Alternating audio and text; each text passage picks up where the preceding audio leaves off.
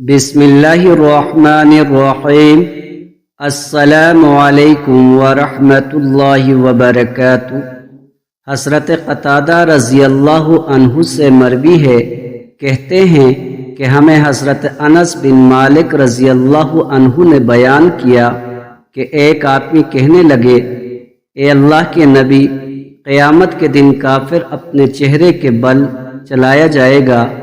آپ صلی اللہ علیہ وسلم نے فرمایا، کیا وہ ذات جس نے دنیا میں اسے ٹانگوں کے بل چلایا اس بات پر قادر نہیں کہ قیامت کے دن اسے اس کے چہرے کے بل چلائے؟ حضرت قتادہ رضی اللہ عنہ کہنے لگے، ہمارے رب کی عزت کی قسم، کیوں نہیں؟ حضرت ابو موسیٰ اشعری رضی اللہ عنہ سے مروی ہے کہ رسول اللہ صلی اللہ علیہ وسلم نے فرمایا، میری امت پر رحم کیا گیا ہے، آخرت میں اس پر عذاب نہیں، اس کا عذاب دنیا میں فتنوں، زلزلوں اور آتش فشاں کی صورت میں ہے۔